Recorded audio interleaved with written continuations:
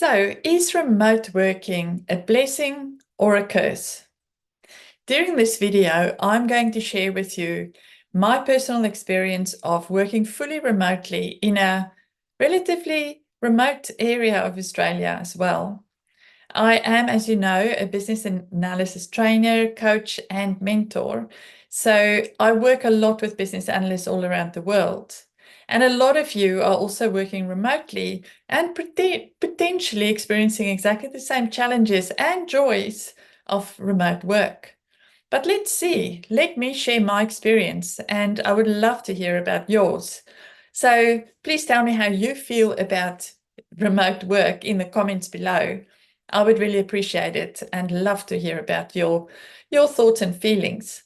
But hey, let's jump into my journey and let me share with you some of the big challenges that I've experienced. So during this video, I'm going to basically share with you the three things that I feel I've played the biggest part in me establishing myself as a successful fully remote worker, and the challenges that I faced and how I solved for it. So I'm going to cover isolation and loneliness, how that kind of affected me and how I overcame that. Then I'm also going to talk to you about physical and mental health. That is, yes, it's very important if you want to be successful as a remote worker. And I'll tell you about some of my challenges and how I overcame that as well. And then finally, I'll share with you the importance of a routine, which is often a great way to manage all of the challenges as well as the successes of being a remote worker. So let's jump into the first one, isolation. I recently actually did a poll amongst all of you asking you about how do you feel? Do you feel connected or isolated from your colleagues when you have to work fully remotely? And interestingly, at least 25% of you have said you really feel isolated and that you're struggling. Another 25% said you absolutely love it and it cannot be better. And then the other 50% is somewhere in between. That was really insightful, and that's why I think this video could potentially be really helpful. So let's talk about my loneliness and isolation. So I've been working fully remotely now for quite a few years, where because I'm running a pretty much solo online digital business, helping business analysts get trained and coached and mentored to be successful in their careers. I have worked remotely and in a mobile fashion, like I say, for pretty much solid nearly for full time now for about 4 years. But before that, I did a hybrid role where I did do some in-person work. But let's now talk about my fully remote career. Initially, I felt quite isolated because you have to be motivated by yourself. You kind of have to row your own boat. You have to stay interested. You have to kind of be able to cope with not having those colleagues around you to have a bit of banter with. Just, and you have to also not be able to get up with someone and go and have a coffee and still be happy. And I found that initially quite challenging because, I do like chatting to people in person. I do really enjoyed having those one-on-one sessions with people where we could sit in the same room and have a conversation about careers or whatever it might be, business analysis wise. So working on my own, I didn't really have that anymore. And whilst sometimes I would have my husband working as well from home, which definitely helped, it did become quite lonely. So, what did I do and how did I overcome that? For me, the benefits of being able to work alone on my own and on my own business and being remote and being able to come and go as I please and work on the go, that has kind of really spurred me on to get over feeling a bit lonely and isolated at times. So I suppose the motivation for being on your own, working on your own, helped me. But the practical things that I did to help me with the day-to-day feelings of loneliness and isolation was to establish some personal connections virtually with some of the people that I got to know as part of building the business and running the business, and establishing a few one-on-ones, which becomes like virtual coffees where we just have a chat and talk what we would normally talk about when you go out to coffee with someone. And that has really helped because suddenly you can talk about everyday life stuff with someone else, even though you're sitting all by yourself in a room at home. But the other thing that I did, and that goes a long way, but it doesn't take you all the way to getting over feeling lonely and isolated. So what I did as well to add to that is I started to make a point of going out every day just to do a few errands in the same place, like go get a coffee at the same coffee shop every day, where you have a bit of a relationship that you start to build with your barista. I actually live in quite a nice small little town at the moment, which means that people are very friendly, they like chatting, and I actually managed to build a few relationships with some of the shop owners in town. So we now have conversations. It's not just about hello and goodbye, but we will talk about whatever, the weather, we'll talk about general things. But the point is that I have that physical connection with some people now.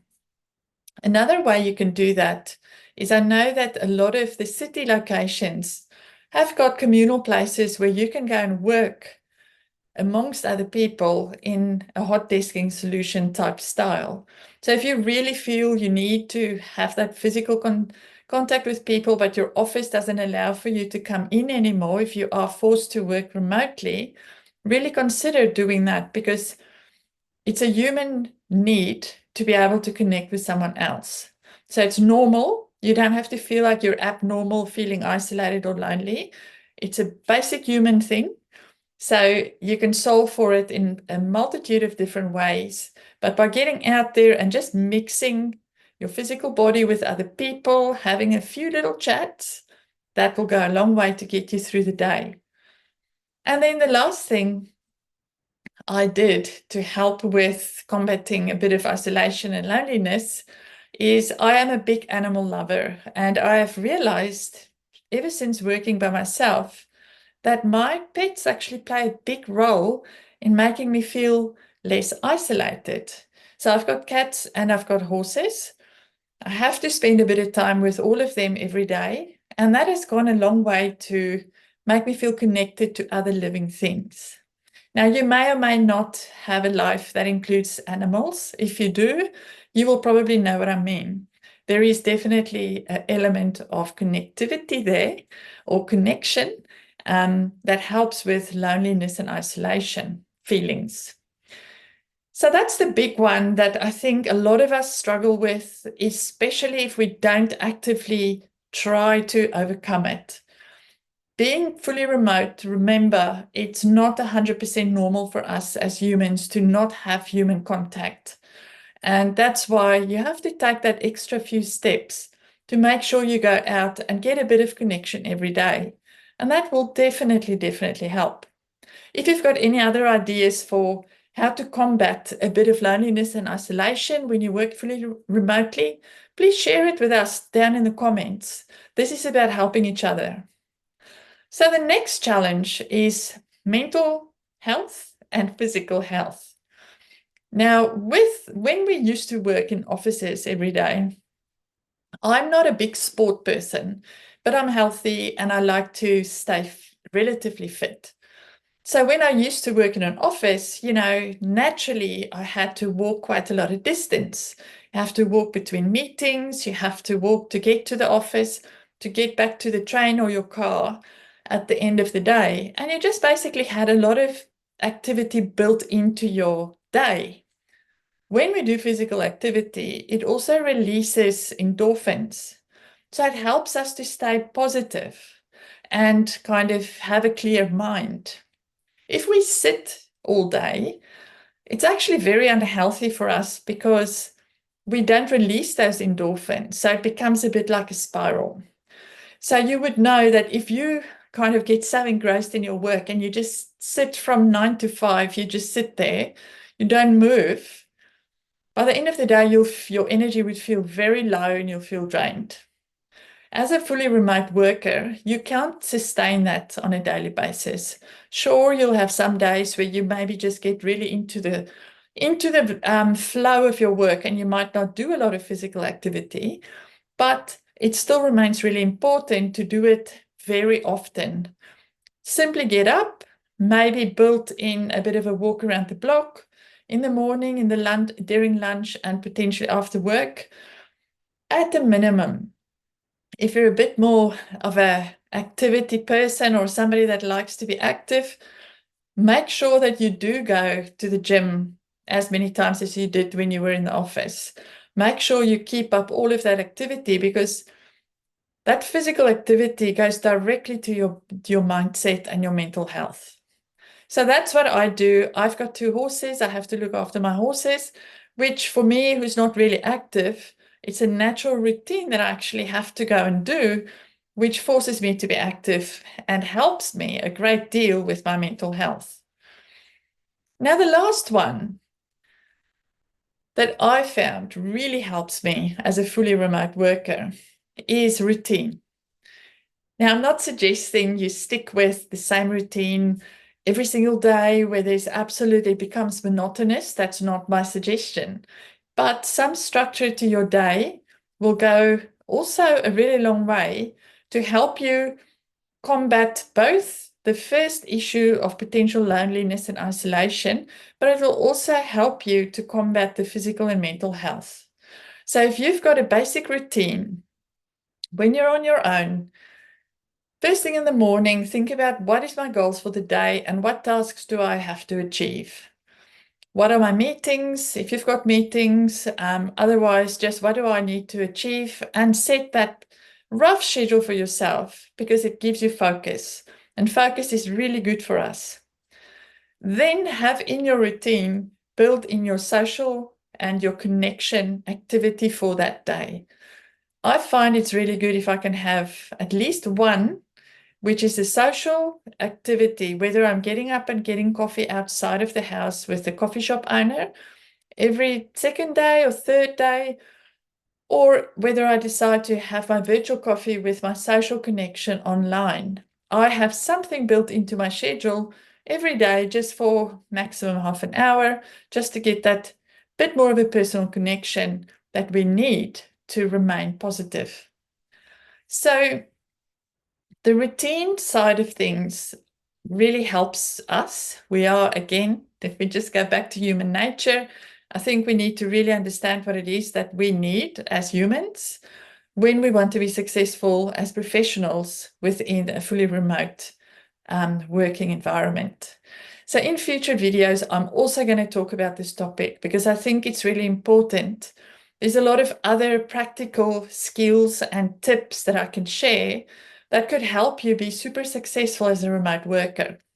Please tell me in the comments whether you like this type of content, because then I'll do more of it for you within our business analysis community. If it's not that valuable, feel free to tell me as well. This is about serving you and giving you content that will help you be a successful business analyst. So I look forward to sharing with you the next topic, perhaps about remote working again, or perhaps AI or business analysis. Like I say, feel free to make some suggestions. If you enjoyed this video today, please consider to subscribe or like it. I look forward to talking to you again soon, and happy remote working. Bye-bye.